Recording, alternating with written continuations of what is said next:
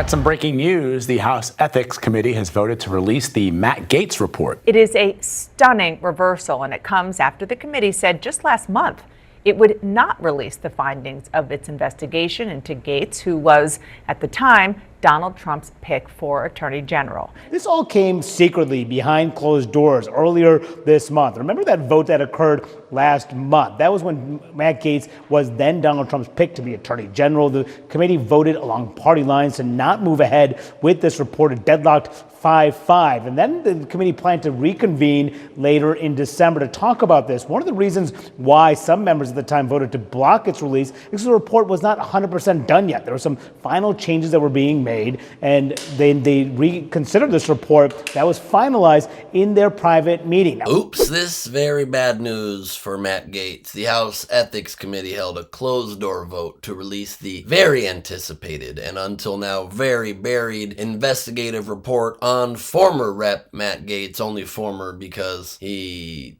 quit Congress the moment he was nominated for Attorney General. He was nominated by Trump to be America's next top lawyer and try to enforce our law, but eventually withdrew his bid, presumably out of fear this report would be made public, and the small fact that nobody at all wanted him to be Attorney General. Not even Republicans. The nomination was controversial for many reasons, but also somewhat due to his incredibly limited, I don't know what's important these days for a job. Oh yeah, qualifications for the role, because he didn't have really any experience for it whatsoever. In fact, quite the contrary, what he lacked in experience as a federal crime fighter, he more than made up for with his experience in, it is reported, committing lots of crimes. Gaetz' alleged involvement in a wide range of schemes and crimes, including accusations of bribery and sex trafficking of a 17-year-old girl, no small accusation there, created controversy surrounding his nomination, as you would hope it would. Of course, that doesn't stop politicians these days from ascending to very high offices, or even the highest office in the land. But the House Ethics Committee launched an investigation into these claims, lasted a long time, doing their research, doing their investigation, calling witnesses, and rumors about the, quote, highly damaging, close quote, contents of the committee's report have circulated for months, and now it looks like it's coming out. Listen to this. Yeah, we do expect this to be reported to released any day now. In fact, the agreement essentially was to release this report after the final votes of this congressional session, and that could occur today. The last votes of the year could be today, maybe tomorrow, maybe the day after. The last day of the congressional session is actually January 3rd, 11:59 a.m. before the 118th Congress concludes. So really any time between now and the final votes and then. And the news that this report is now going to be released surprised everyone, like a Kendrick Lamar album. It just sort of dropped when we least expected it, and Drake is sitting there shaking in his boots, except instead of Drake, it's Gaetz. You understand the analogy. The report is expected to be made public any moment now, and it might even come out before you see this video, but it probably won't. Otherwise, this video, would be less relevant. But, still worth watching. Stick around, because in a moment I'm going to tell you the craziest thing that a Republican strategist said about this that I think exposes the entire problem with our politics and how partisan they have become in this country. But first, let's let Gaetz respond himself to these accusations. The very witnesses, that was in quotation marks, DOJ deemed not credible were assembled by House Ethics to repeat their claims absent any cross-examination or challenge from me or my attorneys.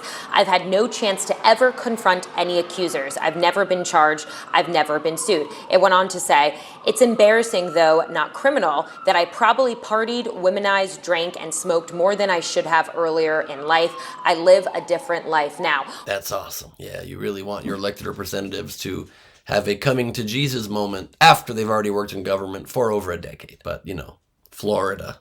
So there's that. This is a pretty big reversal from Republican stances, especially at the top. House Speaker Mike Johnson said that this will break precedent and that this kind of serves as a safeguard for members who do things that are eligible for ethics investigations. Jesus, how many of our elected officials are eligible for ethics investigations? Aren't they supposed to be our best and brightest? I'm kidding. That hasn't been the case for a very long time, if ever. But outside of Florida, you expect them maybe to at least not be insane partiers with insane numbers of very public laws being broken and easy money paper trails, and maybe they have at least the appearance of attempting to follow the law. It turns out, however, many of our members of Congress may have been or are under investigation, something that was never supposed to come to light unless an outspoken firebrand stepped up to spill the beans. Who is it just now? Marjorie Taylor Greene. Trying to have Gaetz back, she really went to bat in a very strong way with the idea that the House Ethics Committee should release this report and then maybe all possible accusations, investigations. Here's what MTG tweeted. For my Republican colleagues in the House and Senate, if we're going to release an ethics report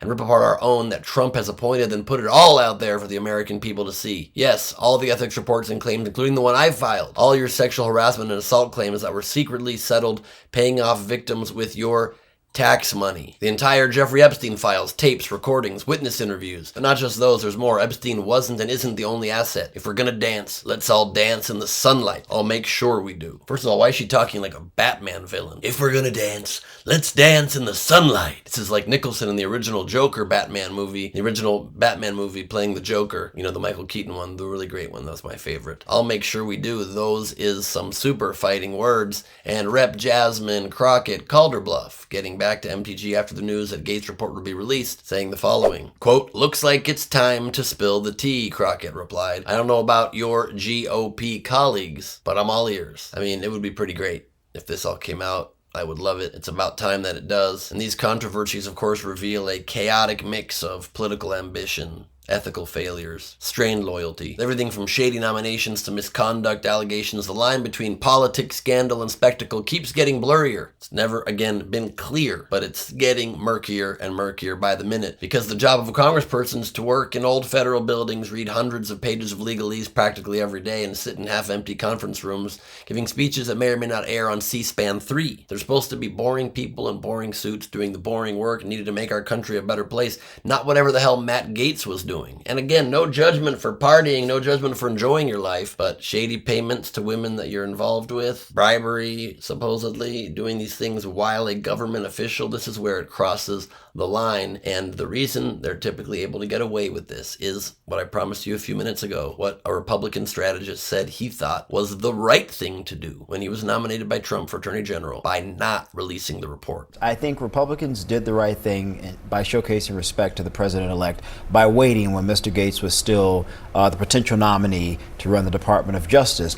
However, this goes back to something that I said on the show with you guys. I think, Megan, you were here at the time, that maintaining good relationships with your colleagues really, really matters. And I think what we're watching play out in real time is that Mr. Gaetz just wasn't very effective in doing so. People still remember the debacle with Kevin McCarthy. And I think that had a lot to do with why they ultimately, at least from Republicans' perspective, ultimately decided to move forward with releasing this. Okay, wow. So he thinks it's the right thing when somebody is nominated to be the top law enforcement officer in the nation is to not release the ethics report. Look, people can still make their decision. Congress can still make their decision whether to vote for the person or not. We have a president returning office who's committed lots of crimes, it seems as bad or worse than Gaetz may have committed. But it's the right thing to not let people know about it before they vote? In what world does that make any sense? And then he went on to say that it's all about relationships, and if you don't get along well with people in Congress, they're going to come at you like this. Is there no even expectation for a moment of just an ethical or moral line where even if somebody's your buddy or cool to you in Congress or helps you get your things passed, if they commit egregious crimes, that you'd still want the public to know about it? Of course not. This is politics, and it's a very disappointing game and a very broken system. What's the best we can hope for?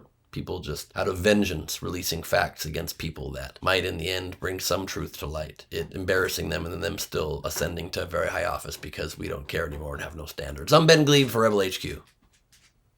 Merry Christmas.